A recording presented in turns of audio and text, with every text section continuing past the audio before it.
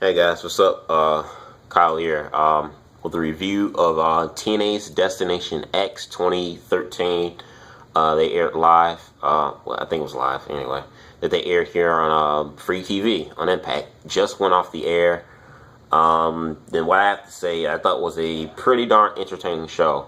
Regardless of the crowd being kind of, I don't know why TNA when they go to these places, they always go to like in a lot of down south.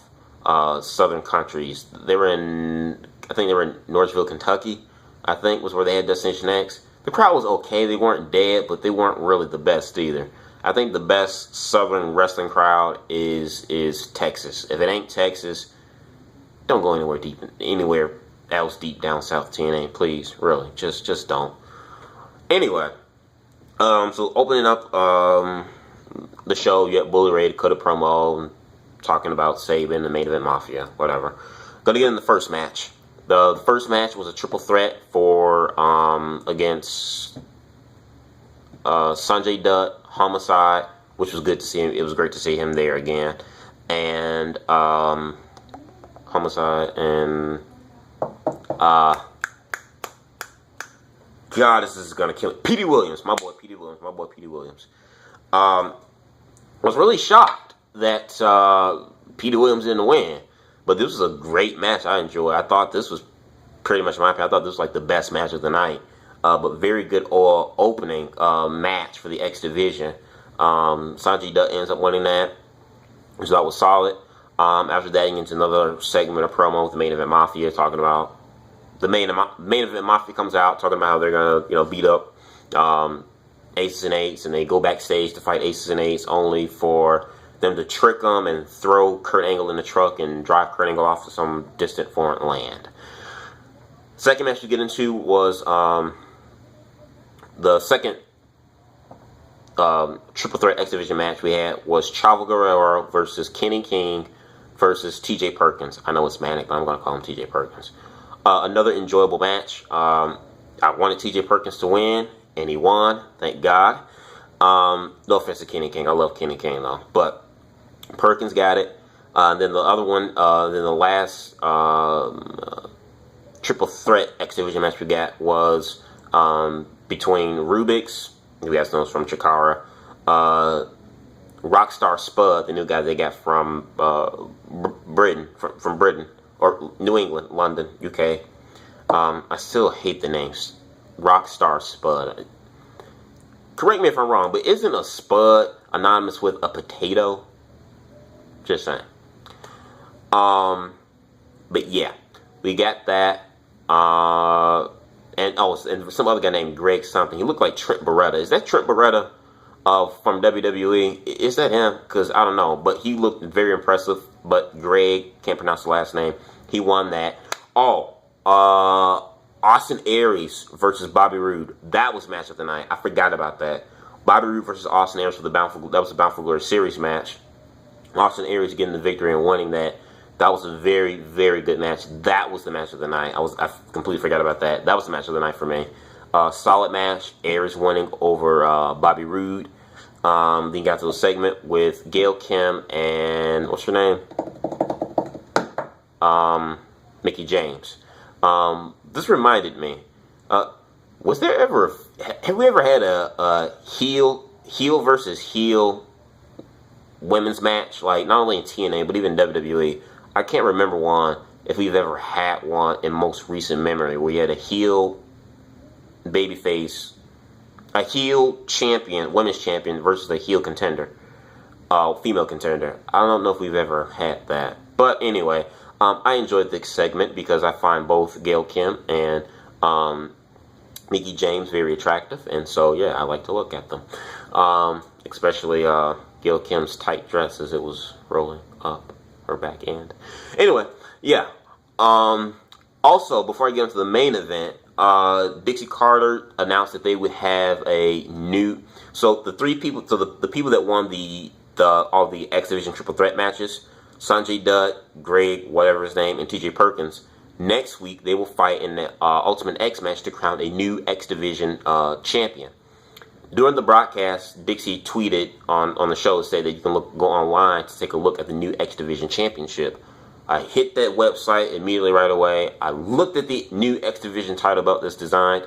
And what does it look like? The old Intercontinental Championship from WWE with an X slapped on it. I mean, really. Myself and Hazardous 5, we've both been saying that TNA needs a new X Division title belt. But my God, this looks like a complete rip-off the WWE Intercontinental. I'm not talking about the current one that Curtis Axel has, but the one that was used many years before Cody Rhodes had brought the new Intercontinental belt from 2 years ago. I'm talking about the one before the white strap IC belt. It looks just like that, but with an X slapped on it. I'm like, it's bad enough that TNA's world title looks like a big mess of WWE's World Heavyweight Championship on SmackDown. Now they have to have the X Division title look like the freaking Intercontinental Championship. Come on, TNA. Did Wildcats make this belt? Really? Because I think they need to... The belt looks nice, but it just looks too much like the IC belt to me, slapped with an X on it.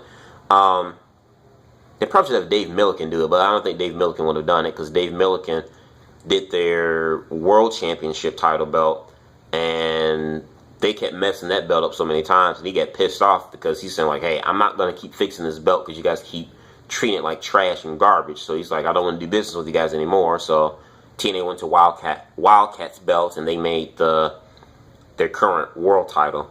But I wonder who made this new X Division title. Did Wildcats make it?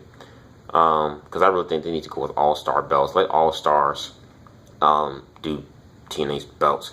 Anyway, that's just my little quick rant and thought on that. The belt doesn't look bad, but it just looks too much like the old IC belt with an X slapped on it. But anyway, on to the main event: Bully Ray versus Chris Sabin for the World Heavyweight title. Really can't say this match was really solid or good, because I mean, Sabin got no offenses whatsoever. I mean, Bully just kept pandering to the knee and playing the knee off, and hurting his knee and stuff like that. Main Event Mafia and Ace and H ringside. They were about to... Anderson throws a hammer to Bully to try to cheat. The referee got knocked out, by the way, while all this was happening. Ace and Ace and Mafia tussle it out with one another. Mafia, gets the Ace and Ace away from ringside. As Bully was about to hit him with the hammer, I'm like, oh, this is it. Sabin kicks Bully in the gut, grabs the hammer. Bully picks him for a powerbomb. Sabin knocks him in the head. Kind of reminded me of the spot between Batista and Triple H at Hell in a Cell like 7 years ago, when Batista had him up in the Batista bomb and Triple H looked like he was about to hit him with a sledgehammer. Kind of like that kind of spot like that. But Sabin actually hits Bully, gets the not inside cradle, I forgot the name of the pin, but gets the pin. Referee gets up and counts 1, 2, 3. Chris Sabin, your new World Heavyweight Champion. Did not expect this whatsoever. I love Chris Sabin, I really, really do. But Chris Sabin as World Champion, I've never saw Chris Sabin as World Heavyweight Champion material. But, I mean, like I said, I don't mind it, because, he has been in the business for TNA at least, for years. It's a great comeback story. I mean, he was gone for 2 years due to his knees being messed up, and he wins the world title. So it's a great comeback story, and the crowd were behind him. Sadly, unfortunately, the crowd wasn't as elated and excited as I thought they would have been when he won the dang belt. But like I said, this crowd was this crowd sucked to me. Anyway, but Chris Sabin, the new World Heavyweight Champion, is he going to carry it all the way to Bound for Glory? I don't know. I think this is TNA's way of kind of like, paying Sabin tribute, because he has been there for a long time, and, like I said, this is a great comeback story. But I kind of get the feeling that they may treat Chris Sabin as a transitional champion. That they may treat Sabin like they did James Storms 3 years ago. Or like, some other wrestlers you may think of in WWE where it's like transitional champions. For some reason, I think Bully may get it back. He may get that belt back. He may get a rematch clause and win it back in another episode of Impact. I just see that for some reason. I think they just gave Sabin here, just throwing him a bone for the comeback story and for his faithfulness to the company. But either way, Sabin is world champion. It was a surprise, one I didn't expect, but still nice nonetheless, because I am a fan of Sabin. Is he going to carry the Bound for Glory? I hope so, and if he does, who will face Sabin? I want you guys' thoughts on TNA Destination X tonight. I was excited for it. I thought it was a solid show. For it to be, once was a pay-per-view, but now they're giving away on free TV. I thought it was a solid, enjoyable show with some solid matches. Let me know what you think in the box below. Subscribe. Peace.